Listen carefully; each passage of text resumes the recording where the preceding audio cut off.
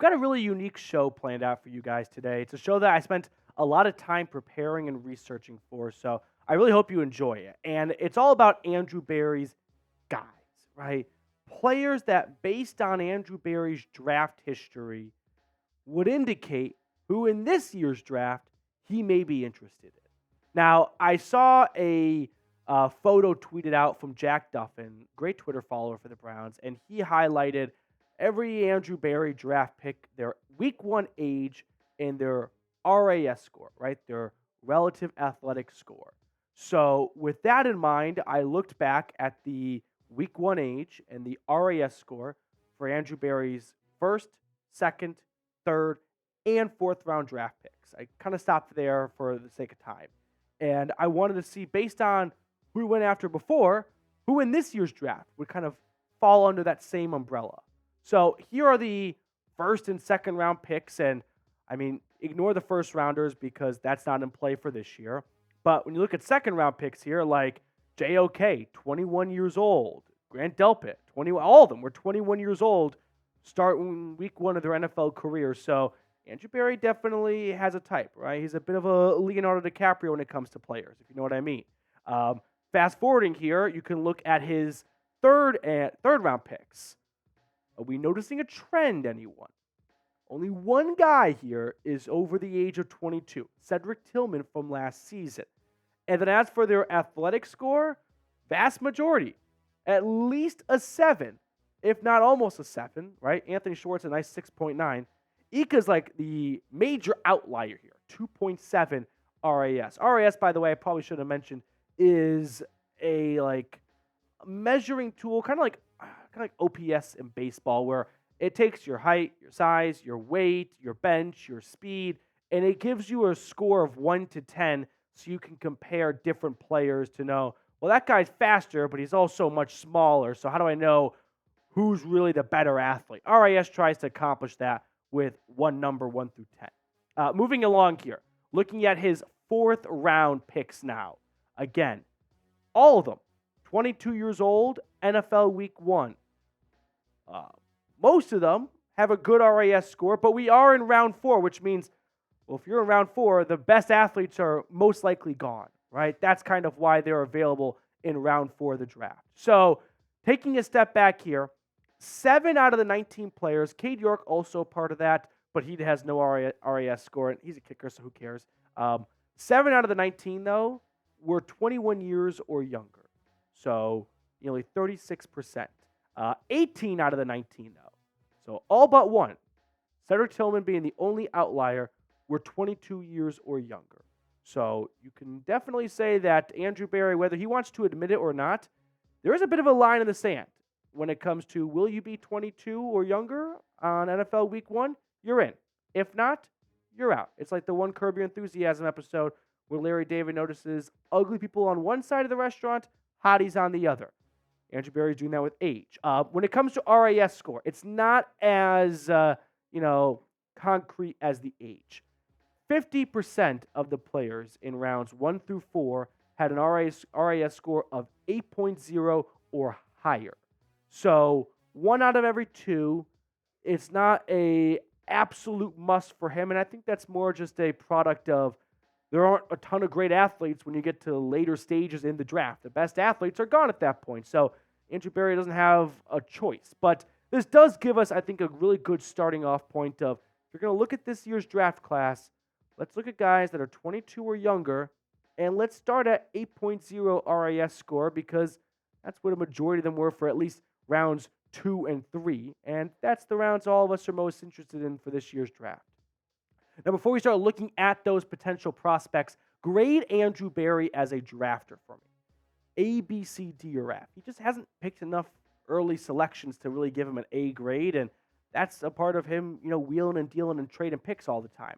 So for me, I'd give Andrew Berry a B to B minus drafter. Like, he's got some great picks like Martin Emerson and DeJuan Jones, and some not so great picks like Anthony Schwartz and David Bell right about now. So I think that B to B minus range is pretty fair for AB.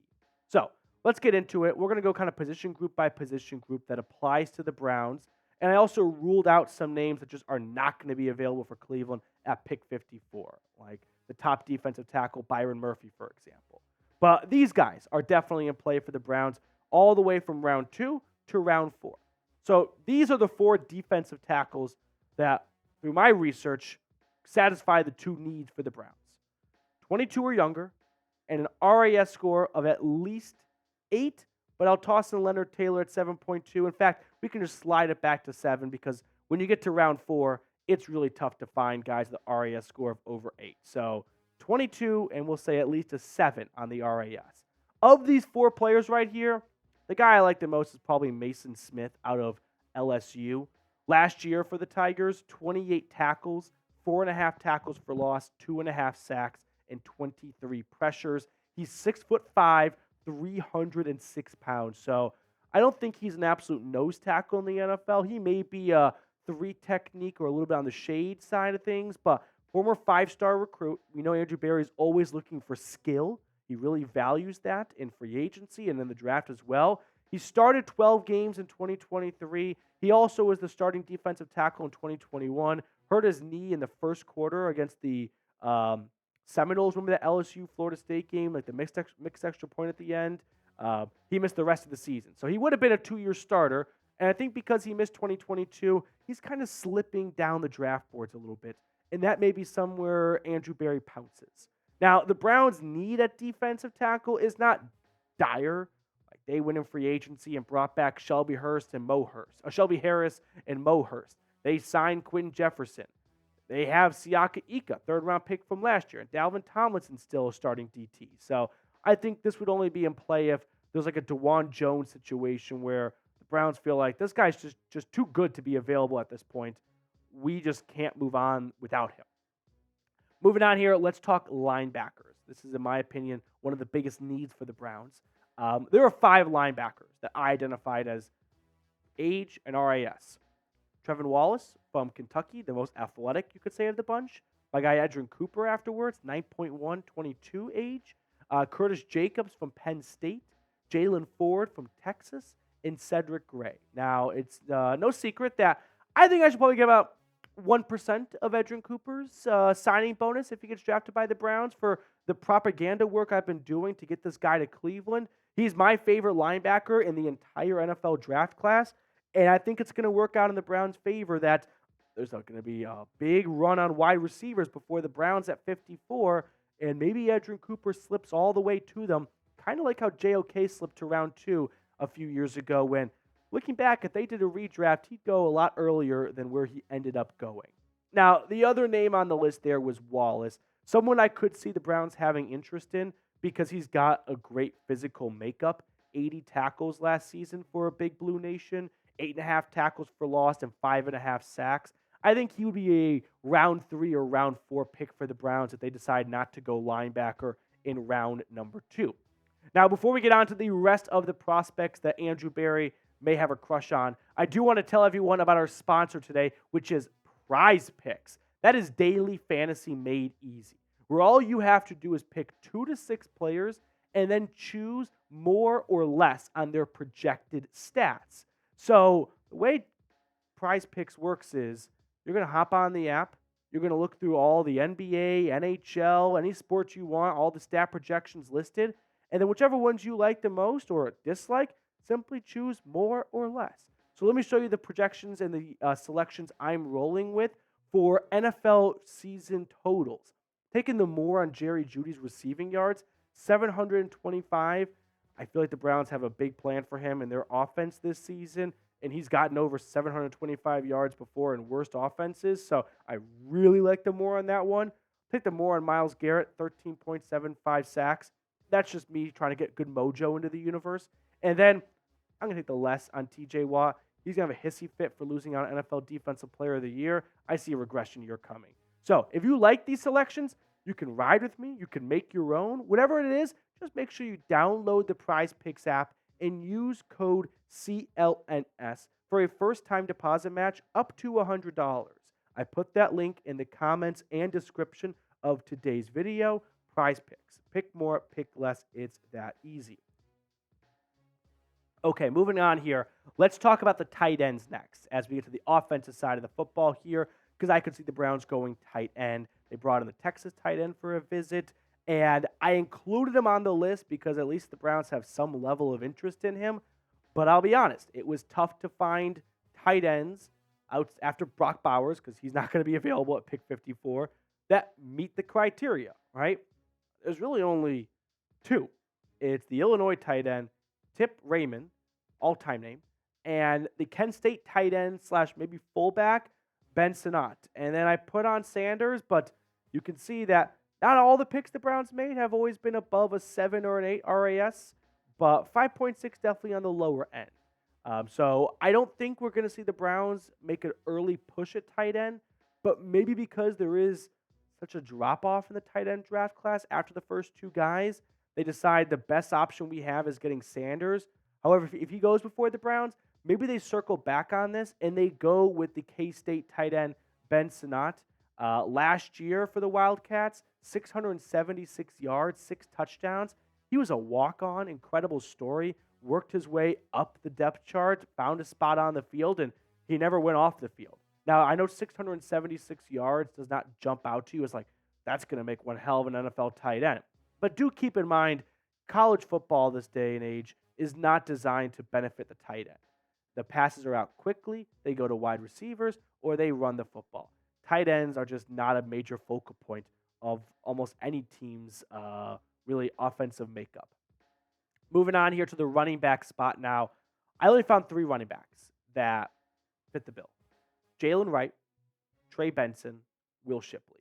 Blake Corum was too old. Again, this is all under the assumption that Browns 22 or younger. That's not always the case, but for the sake of today's video, that's what we're looking at here. So, of the 3 running backs that fit the mold for Andrew Berry's guys, I mean, my favorite's Jaylen Wright. He's the best of all 3. I don't think that's really all that hot of a take to say. He had only 137 carries last year and got to 1,000 yards. He averaged 7.4 yards a carry. I mean, if you gave Jaylen Wright the amount of touches that Blake Corum had last season at Michigan, oh, how different the conversations would be about Wright in this year's draft. I also do like Trey Benson. Last year for the Florida State Seminoles, 156 carries, 906 yards. That's an average of 5.8 yards a carry, 15 total touchdowns. He did suffer a knee injury in college, so that's something to weigh in a little bit, but so did Nick Chubb, and he turned out okay. The last running back, I feel like he's actually going to have a pretty decent NFL career. It's Will Shipley, and this just comes from the standpoint of, after watching him at Clemson for so many years, it felt like, he just looks like a good football player. He's a good receiving back. He picks up blocks well. He can run the ball in any direction you really need to.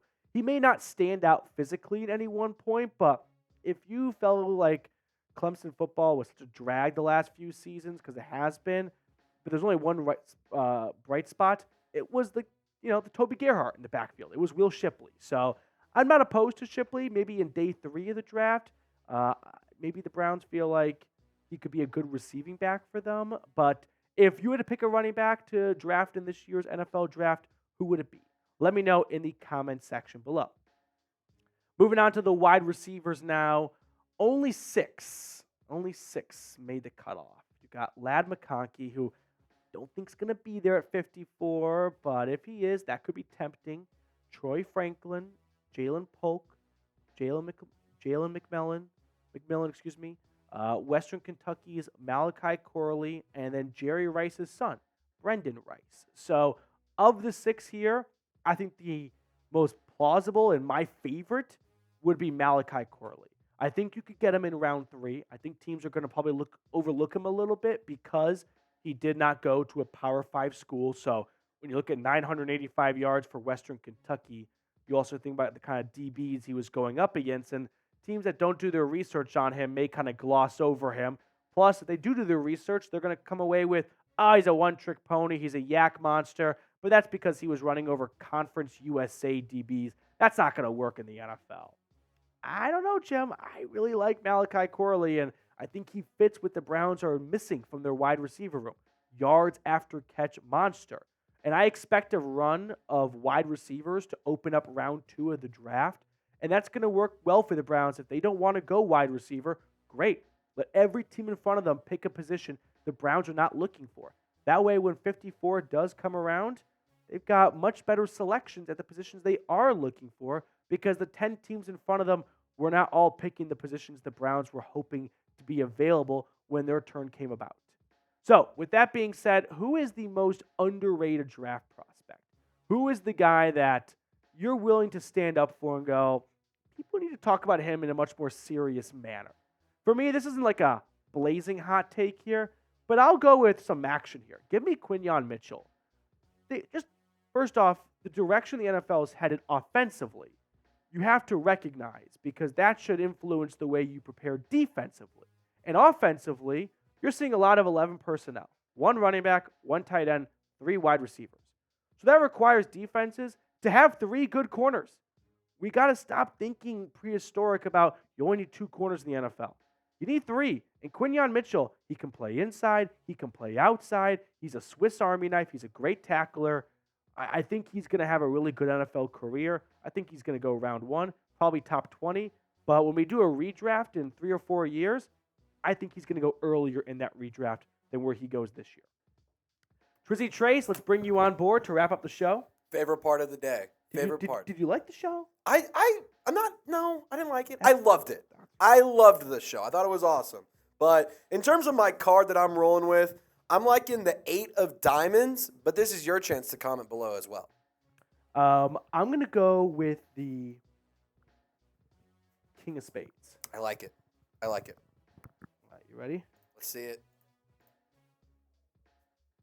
What'd you say?